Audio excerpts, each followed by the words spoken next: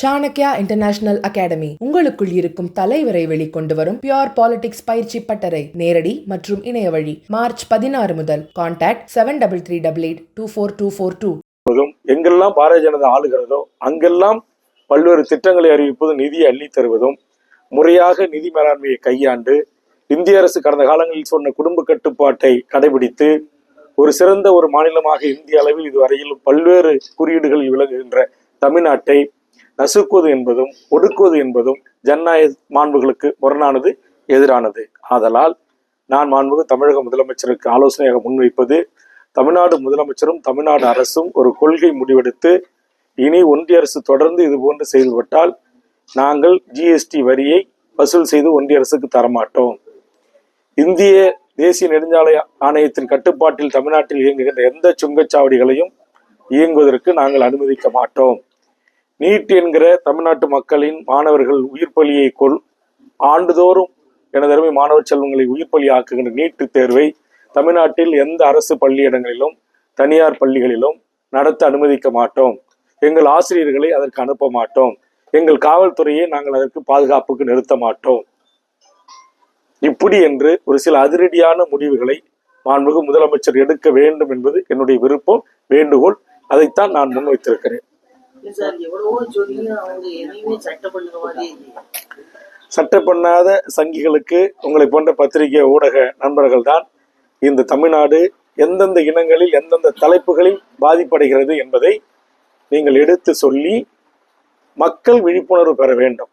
மக்களாகவே ஒன்றிய பாரதிய ஜனதா அரசு மதத்தின் பெயரால் மக்களை பிளவுபடுத்துவது, இனத்தின் பெயரால் தமிழர்களை இன ஒதுக்கல் செய்வது, ஈழத்தில் நடந்த மாபெரும் இனப்படுகொலைக்கு மக்களால் தேர்ந்தெடுக்கப்பட்ட தமிழக அரசு சட்டமன்றத்தில் தீர்மானம் நிறைவேற்றி ஒரு சர்வதேச நீதி விசாரணை வேண்டும் என்று கோரிய போது பதில் கூறாமல் அந்த தீர்மானத்தை தூக்கி குப்பையில் வீசியது, 7 பேர் விடுதலைக்கு ஏற்றிய தீர்மானத்தை படிக்க மறுத்து அதை கிழித்தெறிவது என்று ஒரு தந்தோன்றித்தனமான ஒரு அகம்பாவத்துடன் கூடிய ஒரு ஆட்சியை நரேந்திர மோடி நடத்தி கொண்டிருக்கிறார்.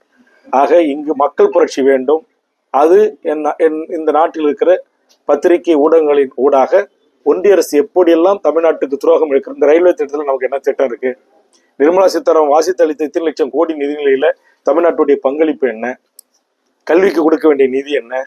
ஜிஎஸ்டியில் கொடுக்க வேண்டிய நம்முடைய பங்களிப்பு முறையா கொடுக்குறாங்களா? இங்க இருக்கிற கப்பல் போக்குவரத்து துறைக்கான எவ்வளவு நிதி ஒதுக்குனாங்க? இங்க இருக்கிற தேசிய நெடுஞ்சாலைகள் எத்தனை பாலங்கட்ட எத்தனை ஆயிரம் கோடி நிதி ஒதுக்குனாங்க?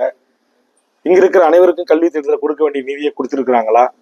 ஆக இந்த கேள்விகளை எல்லாம் தமிழ்நாட்டு மக்கள் ஒவ்வொருவரும் எழுப்ப வேண்டும்.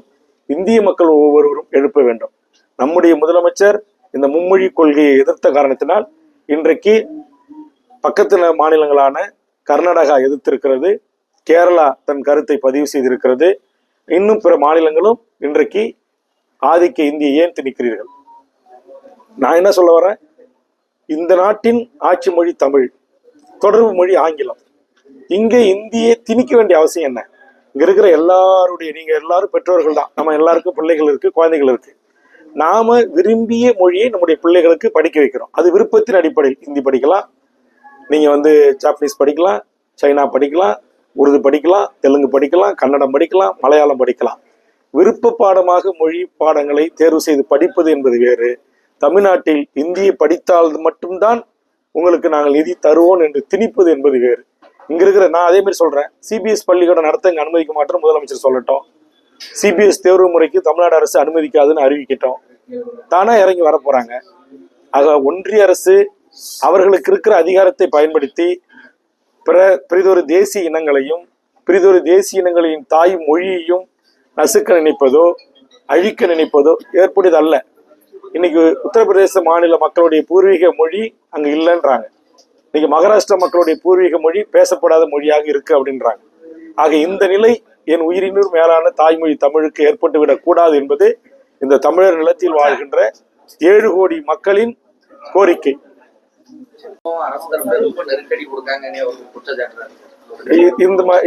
இதெல்லாம் குறித்து நான் பேச விரும்பவில்லை.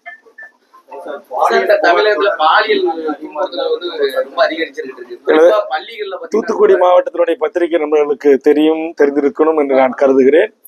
இந்த பாலியல் வன்கொடுமை 3 வயதிலிருந்து 80 வயது வரையிலும் யாரையும் விடாத காம வெறியர்கள் செய்கின்ற அநியாய அக்கிரம அட்டூழியங்களுக்கு முடிவு கட்ட வேண்டும் என்று தமிழக சட்டமன்றத்தில் தூக்கு தண்டனைக்கும் மரண தண்டனைக்கும் எதிராக இயக்க நடத்திய தமிழக வாழ்வுரிமை கட்சியின் சார்பாக நான் தான் முதலமைச்சர் அவரிடம் இதற்கான இந்த மனித மிருகங்கள் இந்த மண்ணில் உயிரோடு வாழக்கூடாது, 3 வயது குழந்தையும் 6 வயது குழந்தையும் பாலியல் வல்லுறவுக்கு உள்ளாக்கப்படுகின்றவர்களை மன்னிப்பு என்ற பேச்சுக்கே இடமில்லாமல் சட்டத்தின் முன் மிக கடுமையாக தண்டிக்கப்பட வேண்டும் என்று வலியுறுத்தி இப்படி ஒரு சட்டம் இந்த கூட்டத்தொடரிலே கொண்டு வருவதற்கு காரணமாக இருந்து சட்ட திருத்தங்களை சட்டப்பேரவையில் முன்மொழிந்து கொண்டு வரப்பட வேண்டும் என்று இந்த நாட்டுடைய டிஜிபியும் உள்துறை செயலாளர்களையும் சந்தித்து இப்படி ஒரு சட்டம் வேண்டும் என்ற கோரிக்கை முன்வைத்திருக்கிறேன் என்று எனது அருமை பத்திரிகை ஊடக நண்பர்களை டிஜிபி வாசல்ல இருந்து பத்திரிகையாளர் சந்திப்பை நடத்தி அறிவித்தேன்.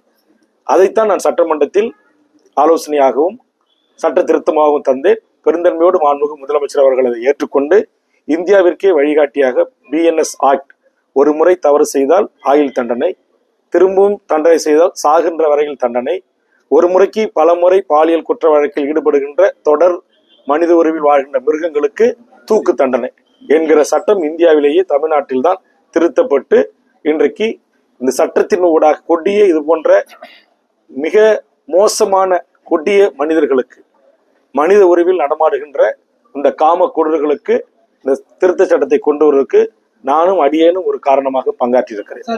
நாளைக்கு முன்னாடி ஒரு மாவட்ட ஆட்சித்தலைவர் 3 வயது குழந்தைக்கு பாலியல் புகார் வந்து குழந்தைதான் காரணம் ஒரு மாவட்ட ஆட்சித்தலைவர் அவர் என்னை பொறுத்தவரை நான் அரசு உறுதிமொழி குழுவின் சார்பாக ஆய்வுக்கு சென்றிருக்கிறேன்.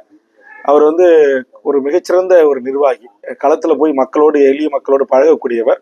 ஆனால் இந்த விடயத்தில் அவருடைய அந்த கருத்து ஏற்புடையது அல்ல என்பதை உணர்ந்து மாண்புமிகு தமிழ்நாடு முதலமைச்சர் அவர்கள் நேற்று மாவட்ட ஆட்சித்தலைவர் பொறுப்பிலிருந்து அவரை மாற்றுவதற்கு உத்தரவிட்டிருக்கிறார். இந்த அமைச்சர் என்ன சொல்றாங்கன்னா, கடந்த ஆண்டுகள் வழக்கே பதிவு பண்ணல, பாலியல் வழக்கு இப்போ பதிவு பண்ண போய் தான் இது உங்களுக்கு பெருசா தெரியுதுங்கிற மாதிரி சொல்றாங்க. இல்ல மறைக்கப்பட்டதா பாலியல் வழக்கு? இல்ல, கடந்த ஆண்டுகள்லயும் இந்த பாலியல் வன்புணர்வு நடந்திருக்கிறது, தற்போது நடந்து கொண்டிருக்கிறது. ஒன்று மற்றும் விழிப்புணர்வு தற்போது சமூக ஊடக வலைதள பத்திரிகையின் ஊடாக விழிப்புணர்வு மக்களிடம் ஏற்பட்டிருக்கிறது. அந்த விழிப்புணர்வின் ஊடாக இன்றைக்கு இது போன்ற சட்டங்கள் வருவதற்கு இது காரணமா அமைஞ்சிருக்கு. அதனால எல்லா ஆட்சி காலத்திலும் பாலியல் வல்லுறவு என்பது தொடர்கதையாக நடந்து கொண்டிருக்கிறது, நாளுக்கு நாள் அதிகரித்து கொண்டிருக்கிறது. அதை கட்டுப்படுத்த வேண்டும் என்பதுதான் எங்களுடைய கோரிக்கை. அதை இன்றைக்கு அரசு நிறைவேற்றியிருக்கிறது. இந்திய நாட்டின் குடிமகன் யார் வேண்டுமானாலும் அரசியலுக்கு வரலாம். நடிகர் விஜயும் வந்திருக்கிறார். தமிழ்நாட்டில் எத்தனையோ முதல்வர்கள் என்று நீங்க சொன்ன உங்கள் தூத்துக்குடி பாணியிலே சொல்லணும்னா நாங்க தான் அடுத்த முதல்வர் என்று பல தலைவர்கள் தமிழ்நாட்டில் அறிவித்தவர்கள் இருக்கிறார்கள். அந்த வரிசையிலும் ஒருவராக அவர் அறிவித்திருக்கிறார். அது அவரின் உரிமை. அதை குறித்து மாண்புமிகு தமிழ்நாடு முதலமைச்சர் அவர்கள் முதலில் இதை வெளியுலகத்திற்கு கொண்டு வருகின்ற வரையில் ஒரு அறிக்கை வெளியிட்டார். இந்திய நாட்டுடைய மறுசீரமைப்பினுடைய அந்த கமிட்டி மறுசீரமைப்பு செய்கின்ற போது தமிழ்நாடு தென் மாநிலங்களில் குறிப்பா தமிழ்நாட்டில் 39 இன்னைக்கு 31 குறைய வாய்ப்பு இருக்கிறது என்கிற ஒரு புள்ளி விவரத்தை அவர்களுடைய இணையதளத்தில் அவர்கள் போட்டிருக்கிறார்கள். அதைத்தான் மாண்புமிகு தமிழக முதலமைச்சர் அவர்கள் சுட்டிக்காட்டினார். இன்றைக்கு தென் மாநிலங்களிலிருந்து எதிர்ப்பு வந்த பிறகு கோயம்புத்தூருக்கு வருகை தந்த உள்துறை அமைச்சர் அமித்ஷா அவர்கள் கண்டிப்பாக தமிழ்நாட்டில் இருக்கிற நாடாளுமன்ற உறுப்பினர் எண்ணிக்கை குறையாது என்று ஒரு கருத்தை கூறியிருக்கிறார். அது தமிழ்நாட்டிலிருந்து தப்பித்துக் கொள்வதற்கு சொன்னாரா? உண்மையிலேயே ஒரு நாடாளுமன்றம் கட்டும் போது 543 இருக்கைகள் இருக்கணும். ஆனா அவங்க எத்தனை இருக்கைகளோட கட்டினாங்கன்னு உங்களுக்கு தெரியும், ராஜ்யசபா அண்ட் லோக்சபா. ஆக அவருடைய அஜெண்டாவை நிறைவேற்றுவதற்கு எந்த பணிகளை வேணுமோ அவர் செய்ய தயாரா இருக்கிறாங்க. ஏற்கனவே இருந்த காஷ்மீரை 2 மாநிலங்களாக பிரிப்பதற்கு பதிலாக 2 யூனியன் பிரதேசங்களாக பிரிக்கிறாங்க. அது போன்று பல மாநிலங்களை இன்னைக்கு 2ஆ பிரிக்கிறது. இருக்கிற மக்களால் தேர்ந்தெடுக்கப்பட்ட எம்எல்ஏக்கள் அப்படியே விலைபேசி வாங்கி கூண்டோடு ஆட்சி மாற்றத்தை உருவாக்குறது. அப்புறம் எதிர்கட்சி அரசை விமர்சனம் பண்ணுகின்ற நாடாளுமன்றத்தில் ஓங்கி பேசுகிற நாடாளுமன்ற உறுப்பினர்கள் மீது குற்றச்சாட்டுக்கு உள்ளாக்கி கூனி குறுகி வைப்பது, அவருடைய பர்சனல் வாழ்க்கையை தொடர்வது. இந்த மாதிரி வேலைகள் எல்லாம் சிபிஐ இருக்குது, வருமான வரித்துறை இருக்குது, இடி இருக்கிறது என்பதற்காக இன்றைக்கு ஒன்றிய அரசு பூந்து விளையாண்டுகிட்டு இருக்குது. இதையெல்லாம் எதிர்த்து சமரசம் இல்லாம தமிழ்நாட்டில ஏற்றுக்கொண்ட கொள்கையில லட்சியத்துல தமிழர்கள் நாம் இங்கு ஒற்றுமையா இருக்கிறோம். இங்க எந்த விதத்திலும் மத கலவரம் வந்துவிடக்கூடாது, சாதிய பெரிய மோதல்கள் உருவாகிவிடக்கூடாது என்பதிலே தமிழ் சமூகம் ரொம்ப கவனமா இருக்கு. அப்படி இருந்தும் இன்றைக்கு அங்கொன்று இங்கொன்றுமாக பல சம்பவங்கள் நடைபெறுகிறது. ஆக இதை அரசியலாக்கி இதில் லாபம் அடைவதற்கு பாரதிய ஜனதா திட்டமிடுகிறது, சங் பரிவார கும்பல்கள் திட்டமிடுகிறது. ஒருபோதும் இந்த தமிழர் மண்ணில் இன்னும் எனக்கு தெரிந்து அவர்கள் சாத்தியப்படுத்துவதற்கு துடிக்கின்ற அந்த கனவை எட்டுவதற்கு இன்னும் பல ஆண்டுகள் ஆகும். ஏன்னா தமிழ் சமூகம் ஒரு புரிந்த, அறிந்த, அறிவுள்ள, ஆய்ந்து முடிவெடுக்கக்கூடிய ஒரு தெளிவு பெற்ற சமூகம். கிறிஸ்துவராக இருப்பாங்க, முகமதியராக இருப்பாங்க, இந்துக்களா இருப்பாங்க, அண்ணன் தம்பியா இருப்பாங்க, மாம மச்சானா இருப்பாங்க. ஒரு நல்ல அண்டர்ஸ்டாண்டிங், நல்ல புரிதல் இருக்கிறது தமிழ் சமூகத்துக்கு. ஆக இந்த புரிதலை உடைப்பதற்கு அவர்கள் பல விதத்துல முயற்சிக்கிறாங்க என்பது உண்மை.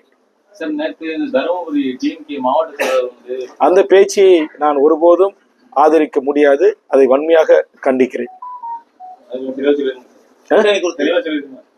ஆமா, அது சமூக வலைதளத்துல வந்திருக்கு. அதை ஒருபோதும் நான் ஏற்கலை, அதை நான் எதிர்க்கிறேன், அதை கண்டிக்கிறேன். மாவட்ட ஆட்சித்தலைவர் என்பது ஒரு மாவட்டத்தினுடைய முதன்மை நீதிபதி, ஒரு மாவட்டத்தினுடைய காவல் கண்காணிப்பாளர் என்பது அந்த மாவட்டத்தில் ஏற்படுகின்ற அத்தனை மக்களுக்கும் அவர் எந்த சாதி, எந்த சமூகம், எந்த கட்சி, ஆளுங்கட்சி, எதிர்கட்சி, எல்லாருடைய நலனையும் பாதுகாக்க வேண்டிய பொறுப்பு மாவட்ட ஆட்சித்தலைவருக்கும் காவல் கண்காணிப்பு என்ற 2 மாவட்டத்தினுடைய உயர் பதவிகள் வைக்கக்கூடியவர்கள் இருக்கு. அவர்களை நான் கட்டுப்படுத்துவேன், நான் சொல்வதைத்தான் அவர்கள் கேட்க வேண்டும் என்கிற அந்த அதிகார தோரணையில், அந்த அதிகார திமிரோடு பேசியதை ஒரு காலத்திலும் ஏற்றுக்கொள்ள முடியாது. அது வன்மையான கண்டனத்துக்குரியது. நாங்கள் இப்போது திமுக தலைமையிலான இந்த கூட்டணியில் தொடர்கிறோம்.